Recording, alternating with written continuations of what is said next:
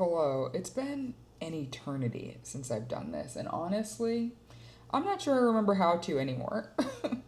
I have really missed making YouTube videos. I have missed vlogging. I have not missed editing.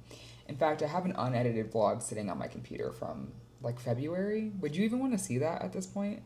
Couldn't even tell you what it's about, quite honestly. But I do want to get back to creating again.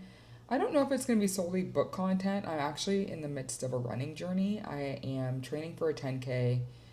Funnily enough, I'm not even planning to do a 10K race at the end of it. It's really just to get myself used to a training regimen again because I was doing one for a 5K in the fall and that went super well. I ran two 5Ks actually in October, November, had a great time. And then the holidays happened, and I was still running sporadically throughout that. But my best friend got married in February, and I was so worried about sweating out the braid that I got for her wedding and hurting myself before the wedding because I was like pushing myself to new distances I had never done before. And so I was concerned about like ruining that. So I like really pulled back. I started just focusing on just weight training in the gym. I now haven't been to the gym in 3 months. I need to go back. And it's because I've been running again. And I don't know why, but in my brain, running and lifting are not synonymous with each other, despite the fact that they should be. And I need to change that. So I think that's going to be my focus for the next couple of months is getting a lifting routine back. I'm thinking about using Whitney Simmons's Alive app. I just really like the way it's structured. I was looking at ladder, but I didn't really like the workouts I was seeing in there. I needed something that was a little bit more legs focused and not in the like build a butt so you don't have to get a BBL kind of way, but in a I am going to try and run a half marathon in December and I need strong legs to do that. So that's what I have going on right now. Reading has been such a backseat for me, and it's not even because it's like I'm not reaching for it, and I think it's because last year I really felt the distance I had from my other hobbies, from my friends.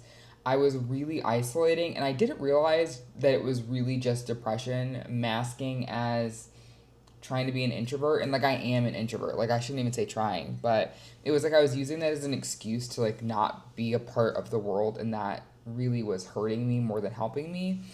And I would be reading 150 200 books a year doing this, but in doing that I also just like was saying no to a lot of things or not even being open to getting invites for like even just little things like hanging out with my friends on the weekend or going to the movies or whatever. And I've been more open to that, and I feel like my life has been more fulfilling, but that also means that I'm not really reading. I read 2 books in the month of April. I read Bloodbound, which was fine. It was the classic thing where you're slogging through the beginning like 40-50% of the book, and then the back half of the book is kind of exciting. It was really that last 20% classic romantasy, or the last 20% everything is happening and you can't wait for book two, except I was arc reading a debut, so book two is like a year away at least. I will be excited when that time comes though. And then I'm trying to remember what the other thing was that I read in April. I honestly don't even remember. Let me look at Fable and see if it will tell me. You would think for only having read 2 books that I would remember, but I don't. The other thing I read in April was, A Pack for Spring. I've been reading through that Omegaverse series, and I liked it just fine. I think I really liked that it wasn't a established pack in the beginning, and that we got to know the guys as our main character did, and so that was fun. But I do remember like having to force myself to kind of pick it up, and like what it is like I'm having to force myself to be routine about reading again. Each thing that I'm picking up so far, for the most part, I'm enjoying. Like right now I'm reading Real by Kennedy Ryan, and I am really enjoying this. I am over 50% of the way through. Oops, sorry to the little microphone. Let me put you there. I'm over 50% of the way through. Yeah, chapter 43. There's like 68 chapters of this book, I think, which is a lot of chapters, but they're not very long, so it's okay. Having a great time, but like I'm having to like force myself to pick it up. But then when I pick it up, I read 2 or 3 chapters at a time, have a good time, and then go do something else. But I think what it is I think I'm just so scared to like find myself back in the pit where I don't want to do anything. And I've been trying to limit like how long I'm sitting on the couch at once. Like yesterday I got so much done, guys. I cleaned most of my apartment.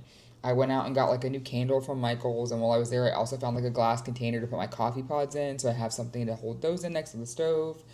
I got a second round of groceries because I missed some things on my first grocery order. I like finally cleaned out my shower and tub, which I've been putting off for like a disgusting amount of time. Cleaned off my counters.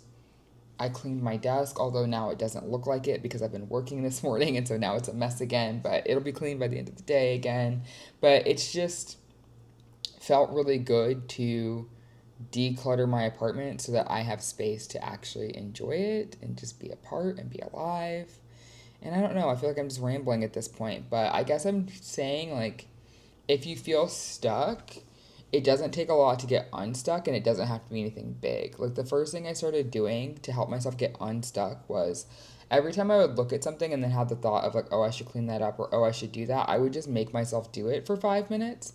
Even if that wasn't long enough to truly fix it, often starting was the hardest part. So, like, if I would look at laundry sitting in my reading chair for, 2 weeks, and I go, man, I really should put my laundry away, I would just start. I'd be like, oh, I'm just going to put all my yoga pants away. Just the yoga pants. But then obviously it's like you're digging through stuff, so then suddenly the t-shirts are getting put away and the sweatshirts are getting hung up and, whatever. And it just helped. And some days I just didn't. I'd be like, I'll do it tomorrow. And then I did do it tomorrow. The other thing is I, for the longest time, would ignore sensory things that would bother me because I felt like I was being a baby and I needed to suck it up, when realistically it's just the way my brain works. I thought I hated doing the dishes. And granted, it's not my favorite thing to do. But the reason I hated doing the dishes is I hated the way my hands smelled after. Like, I don't like the smell of post sponge, dish soap, whatever.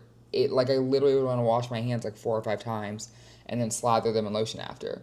I've been using dish gloves every single time I need to touch the soap. Not the soap, but the sponge.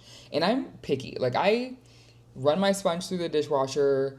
I will toss it very quickly and like do another. I'm not the kind of person that leaves a sponge in the sink for like a year. Like, it's just not me. I don't do that.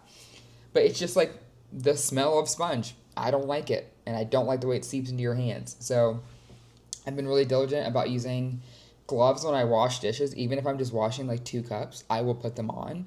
And let me tell you, my sink, empty 90% of the time.